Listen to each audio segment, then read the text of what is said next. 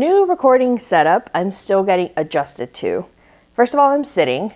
I actually never sit unless I'm vlogging, so this is a bit of an adjustment. As you can see, my little mini emergency book boxes have been unloaded, and there were more books than I had anticipated bringing, but that totally worked out because I'm gonna be here a little longer than I thought. That's for another video though. Today I actually want to talk about library books because and I'm like sitting like this, I feel like I'm on a call trying to get casual and comfortable, but I'm not a casual, comfortable person to begin with. So we'll see how this totally goes. Might change out the chair. I got here a couple weeks ago, and the first thing I did that same week that I got here, exhausted from driving like 24 hours. The move was chaos. I will eventually upload a video about it if I haven't already. The first thing I did was get a library card. My sister was like, oh, maybe you can get a provisional library card or something to that effect. And so we went to the library, and the librarian was so sweet, and she said, well, you don't have to pay for a full one while your address changes and also their hoopla. She says, if we use your sister's address, you can check something out for 2 months, up to 2 items. I'm like, I really appreciate it, but I don't think that's gonna work with me. And she says, okay, what about this other option? It was like another option for like 5 items for 3 months or something like that, or 2 months, I'm not sure. And I'm like, I really appreciate it, but that's not gonna work. So eventually I just paid for a non-resident library card, which is totally a thing. If you are in an area that doesn't have a public library or are between moves and locations, like I am, you can actually go to a library. You can look it up online, who does non-resident library cards. And I found my sister's town, because I'm in a small town outside of Austin while I get my house in Austin. I found that my sister's city has a library that does non-resident library cards. So I just went, paid like $26 and some change or something like that. And now I have a non-resident library card. Since I'm gonna be here longer, I'm just gonna go get my full library card, but that's a different story. So if you would like to have a library card, but are in between homes, try finding a location that does non-resident library cards. And that's the PSA. So I went, and my sister said, well, we're here. Did you actually want to check out books, or did you just want to go home? And I'm like, I didn't come all this way just to get my library card and leave, right? Like, I'm gonna get stuff. Usually my haul would be a lot of kids books. I actually love children's picture books. I don't know why this time I gravitated towards like young graphic novels. I know why. Obviously I was fried at the time. I'm still recovering. I'm still slightly fried, so I'm trying to have some energy without coffee. Doom scrolling is just draining to me. I eventually get motion sickness because I'm old. I wanted something that could replace my evening just dead doom scrolling. Kids books, while I do enjoy them, I like to pick out specific ones. I'm really particular about the art. And because they're like this teeny, I gotta take out like 100 before I find the 20 that I want. So instead, I'm like, actually, I need something to keep me occupied for 60 to 90 minutes in the evening. I'll just go get some graphic novels. And I went to the graphic novels and just started picking them and looking at them. What also helped me choose graphic novels is because my friend had just visited me in Chicago, you know, the few days before I left. And she wants to start doing graphic novels and comics. And she kind of brought my attention to the art of a graphic novel, the dynamic use of panels and the dynamic colors and the way that certain layouts changed. I hadn't been aware of that, but when she mentioned that if a graphic novel has panels that are all the same and look the same, she doesn't really get engaged, I realized, wow, that's actually true. I also read graphic novels for fun. So I never bothered to ask myself, you know, I'm always asking questions. I never bothered to question why I didn't like certain books. I was like, not doing it for me, moving on. This is why you should always ask questions. And I realized it was because of the lack of dynamic paneling. So I kind of looked at them and I flipped through them and I'm like, wow, she's right. If the panels are all like the same, it just doesn't do it for me. There are a couple of exceptions, which I will mention. But overall, rule of thumb for me, if the panels all look the same, the art or the story has to be extremely eye-catching for me to pick it up. So on to the books that I got. I don't recall the actual order that I picked them in, obviously, but I'm gonna go with the ones that I've already read and then with the ones that I haven't, and I haven't read more than I have, so I'm still working through them. The first graphic novel that I finished was Mismatched by Anne Camlin. It is a graphic novel retelling of Emma, and I'm trying not to have the glare kill the image. Okay, it's a retelling of Emma. This graphic novel I actually got because my sister had it, and I just like nabbed it from her house because now we're neighbors, and she's also a reader, so her books are no longer safe. I thought it was a really cute, fun graphic novel. The panels are a little more uniform than I normally would have picked up, but I did enjoy the art style, which is pretty much what made me want it. The main character is really extra. So in this book, we follow Evan as he is out to be like a matchmaker. He is all about being loud and proud of who he is, even though he can be a little obnoxious and overbearing sometimes. And he believes that he knows best because he is pretty full of himself. Totally fine. You're young. I was full of myself at one point too. He's also very talented, very beautiful. He tries to always be beautiful, and he wants everyone around him to be beautiful. There is growth. There are notes of like hypocrisy and imposing your will on others. So lessons are thankfully learned. We follow Evan as he thinks that he knows best, and it's not actually the case. We see him going through some pretty normal teenage, escapades. I like him. Does he like me? Do they like me? They don't really go into some pretty heavy topics. They mention bullying. Evan is a bit of a bully. Sometimes they mention the struggle of coming out. They mention, some guys just being really inappropriate and forcing their feelings on others, let's say. It's not, delved into. That is definitely not the point of this. We did not get catfish here. It's a pink fluffy cover. It is a pink fluffy story, but they don't shy away from the risks and of potential misunderstandings as kids, the risks of what bullying will do, the risks of what someone that is as extra and loud as Evan has to deal with because of how loud their personality is, and Evan coming to terms with him not being in everybody's business isn't him being less himself. It's just him not imposing his will on others, which is important. Boundaries. And I really like that Evan does grow.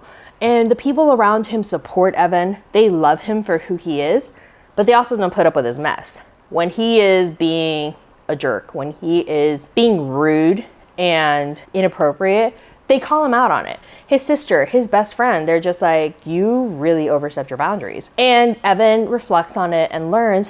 And of course, you get a fluffy happily ever after, because if this book didn't give me a fluffy happily ever after, I'd be really pissed off. So very fun.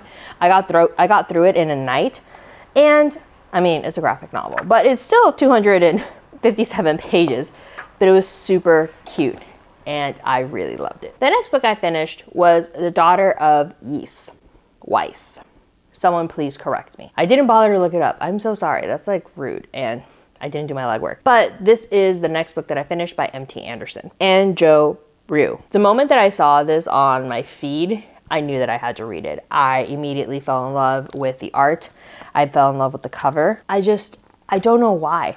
And again, these panels are much more uniform than I would normally find dynamic. The art is gorgeous, but the panels really just didn't do much for me.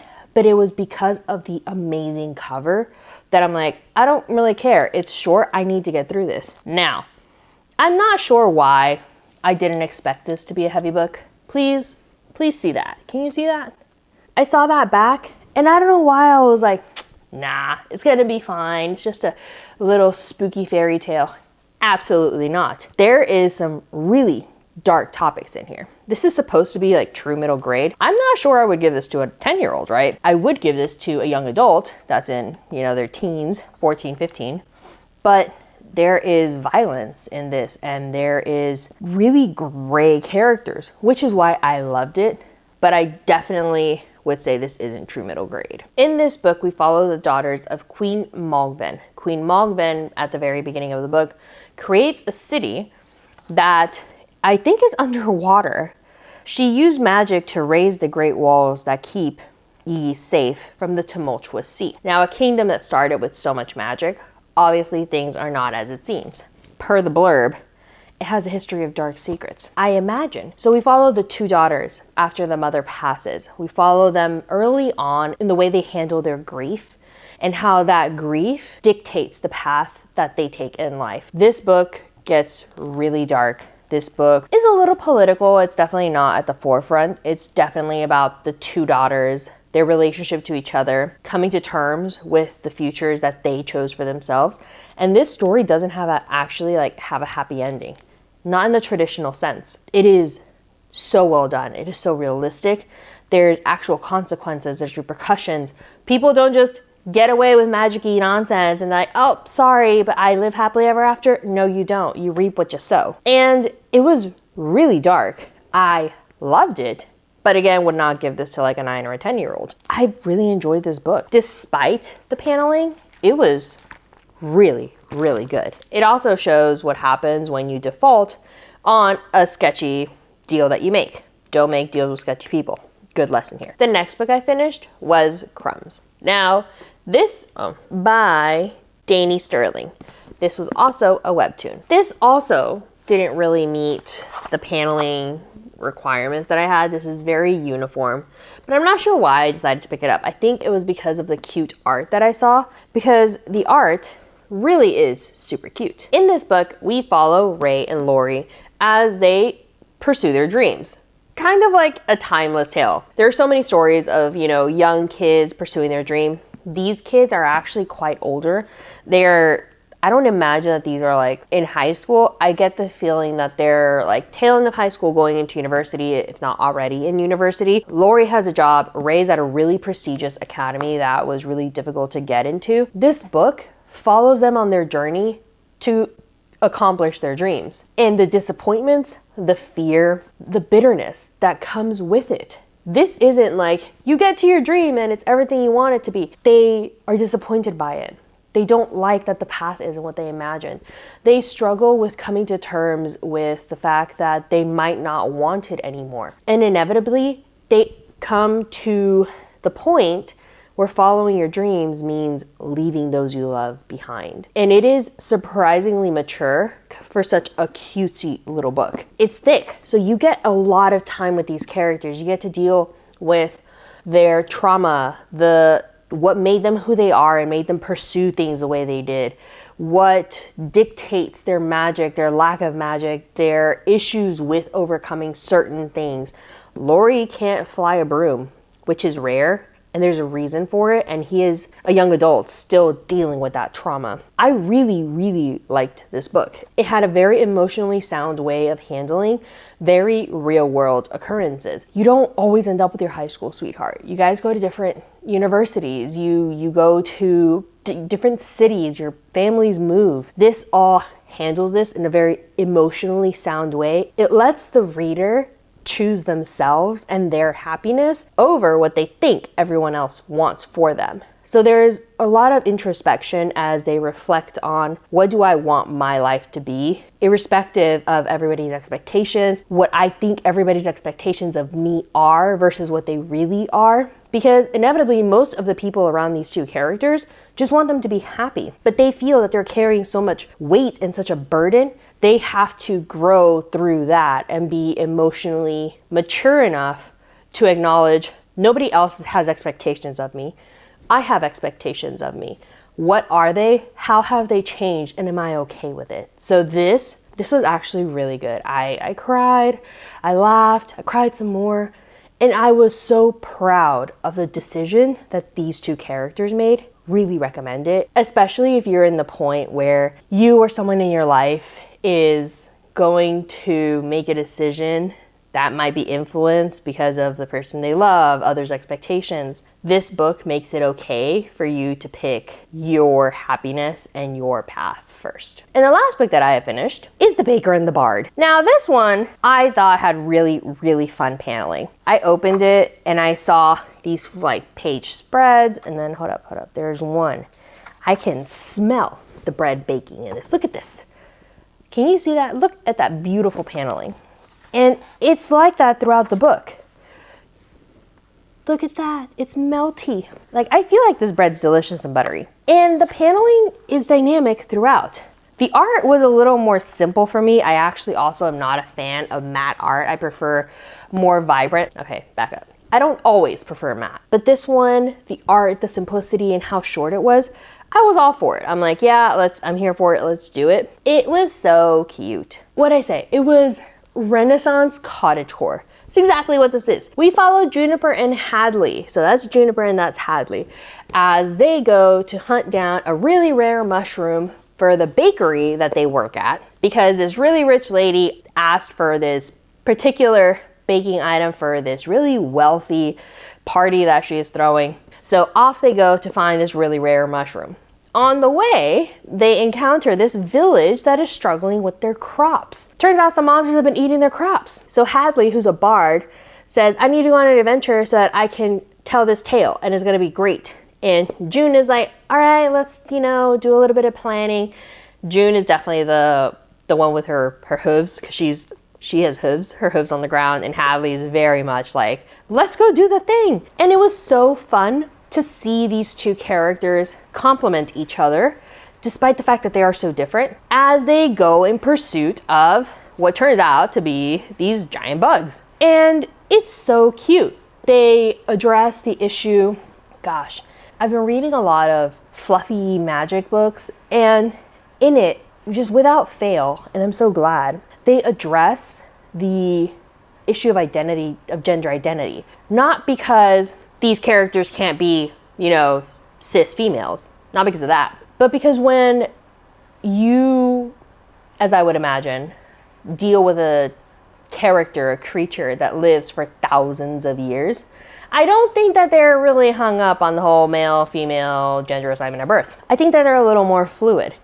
And these characters address that. They address how fairies don't have even a definition of gender. They're like, we don't really identify with that human nonsense. Like, we are what we are, and that's kind of it. Like, the idea of even being a single thing is bizarre to the fairies. And they're like, that's really strange to me and constraining. We don't do that. But they also live much longer than humans. Being human is just so limiting. But this book was really cute, very fluffy. It is a fluffy, it's like I want to say it's like a happy bakery hug, but that sounds really weird. So I don't know if it is a happy bakery hug. It is what I would feel walking into a bakery of fresh bread. Like, that's what this entire book, I just felt that I was sitting in this warm, cozy bakery and everybody was my friend and telling me this awesome story and making delicious bread. It could possibly be more perfect. So really recommend it. Super fun, very cute. Now, this last book, I've only started. Magical Boy. This is just all sorts of ridiculousness. So in this book, we follow Max, who was assigned female at birth, but is a trans boy. Unfortunately for him, as he's trying to come to terms with this, as he reaches some trans milestones and finally talks to his parents, he is unfortunately told of the fact that he is descended from a long line of goddesses. Therefore, he is a goddess, which obviously puts a whole damper on I'm finally brave enough to come out as trans. This book is just all sorts of hilarious because you get this, most girls would want to be like the beautiful magical girl. Yeah, he doesn't. He's just like, what is going on? And this panel is what made me grab this book. This is so unnecessary. I agree, Max, I agree. And the dynamic between these characters, Max and his best friend Jen, are hilarious. What is it? Hold up. He's like, I'm forever destined to be some magical girl. And his best friend says, nah, you're a magical boy, just dressed in drag. This dynamic is hilarious. So this is super fun. I'm like halfway through. It's volume 1. I'm gonna read every volume in this series just because of the ridiculousness. Like, this is really Sailor Moon if you didn't want to be the beautiful girl, you wanted to be a magical boy. And this just is hilarious. I was literally laughing through some of this dialogue.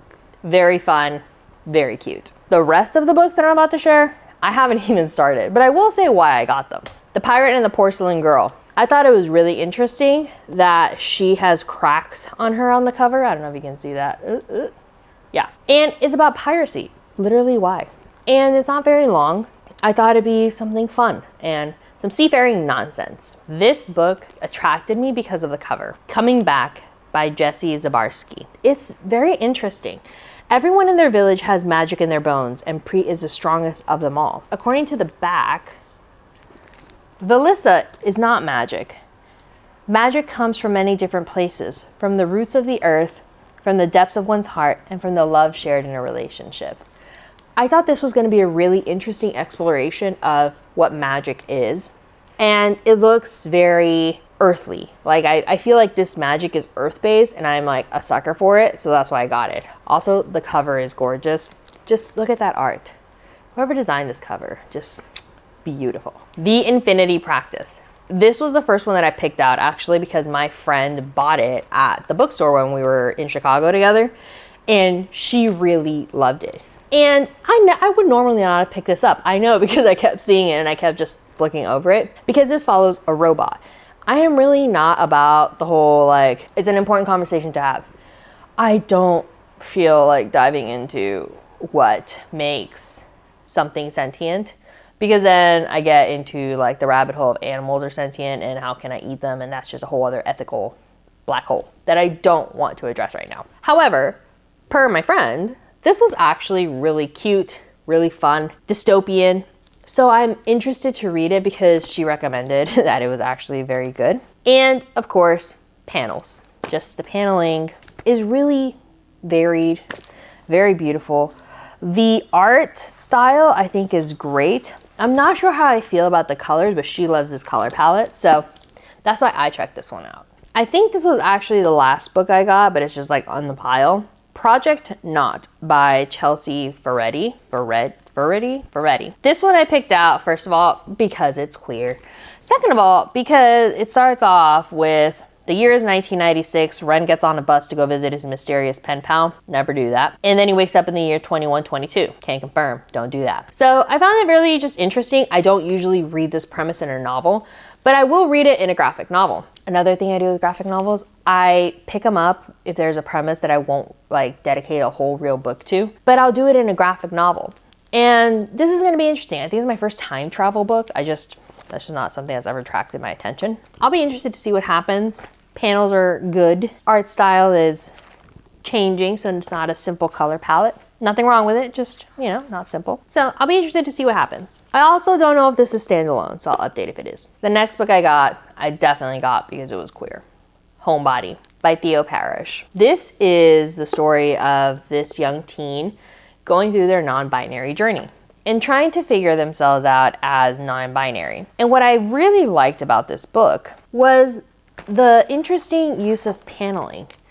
Just again, right? The interesting use of paneling. But then there's this one part. Hold up. My friend picked it up at the bookstore, opened it, and this is the page she opened it to. And I loved it. Anyone can wear pants, anyone can wear dresses. Absolutely. I really love that. And I think that that's like really powerful messaging, especially if there's a child. Like, let's think about this. As an adult, it's difficult enough to be comfortable in your own home by yourself. If you are of a certain gender identity and you feel like you need to conform, it takes a lot to buy your first skirt. Even if you're sitting at home alone wearing it as an adult. As a child, that already has so many insecurities. As a young adult, as a teenager that's going through these awful years, teenage years are treacherous, to have the courage to try to take that first step is very impressive. And I love that these books are giving these kids that are brave enough to explore the space to be themselves. The next book I got is Mage. This had actually been, Mage and the Endless Unknown, important. This had actually been on my just radar a little bit. I never actually picked it up. And the reason being, there is no text. And if my friend hadn't been like, I love that this one book didn't have text. It was really well done. I never would have, picked this up. But I'm glad that I did because the art is really cool. I really didn't pick it up because it just didn't have text. That's just ridiculous, isn't it? I'm glad I have it now, so I'm gonna read it. This next book I actually picked up. Over My Dead Body by Sweeney Boo. And honestly, the only reason I put it down so often, it's so dense. Like, I'm glad. This means that there's a lot of story, really awesome paneling, but there's just so much going on. I'm like, I really have to pay attention. Like, this is a full, like, look at that art. Gorgeous. But this is a full book. And I'm just like, ooh, that's a lot that I'm gonna have to pay attention to. A lot of like, it's just, obviously when I'm like my graphic novel mode, I just want low stakes, not a whole lot of reading, just more art than anything, a little bit of text, obviously not no text, but this was just a lot, but it looks really good. And I'm like, all right, I can't just not get it because I don't like how dense it is. I just have to like get over it and actually read it. Magical, mysterious, and addictive. Witches and dark academia meet on every breathtaking page. I have tried reading dark academia books and they just weren't for me.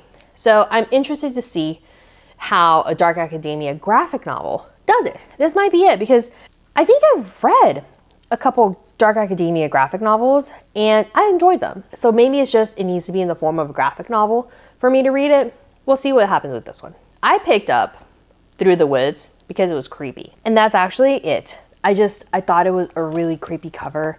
I thought it was just really creepy art. Like, that's disturbing. And I'm like, maybe I'm into like a spooky little book. The panels are cool. The art is really disturbing. I'm probably not gonna be able to read this, you know, at night. But that's why I picked it up. It's also really like heavy, like the pages are really heavy. So that's literally why I'm like, dark academia jump to spooky, maybe. And I'm ashamed. That's why I left this one for last. Tell me you don't know why I grabbed it. Castle Swimmer, Volume 1. It was also a webtoon. I saw the cover and I just like, yep, I'm not sure what it is. That back looks really cute. And it's about the deep sea, which I will always grab. And there's this like very beautiful looking boy on it. Like, I'm down. Also, I really appreciate that it's based underwater. I love anything underwater. So I don't have a whole lot to tell you about this one other than I grabbed it because of the cover, which is good. That means it's a really good cover, but it also shows like my biases, which shame on me. Moving on. Those were all the graphic novels that I got. I did get 3 children's books though, so hold up. I didn't get that many because I try to have a plan with kids' books. I try to have like a theme or something unifying all of them. These I actually got just because of the cover, so I don't really have a whole lot to say about them. Yours, Befana, A Letter from the Winter Witch. I love everything winter and it is currently 88 degrees here in Texas, so I need me some winter. Oh my goodness. Also, look at that back. Look at that back. That's vegetables and animals, I guess. Look at that. That's so cute. Sea of Constellation. I am a sucker for anything about the stars. And I saw this book and I'm just like, I want this fish to take me on a journey through the constellations. I don't even know if it's about the sea or the sky. And quite frankly, I don't really care. I'm just here for this gorgeous art. And finally, Noura's Crescent Moon. Noura's Crescent Moon by Zainab Khan, illustrated by Nabila Adani. That cover just did. I don't think I've even opened this book yet, but I saw that gorgeous art and I immediately knew that I just had to pick it up.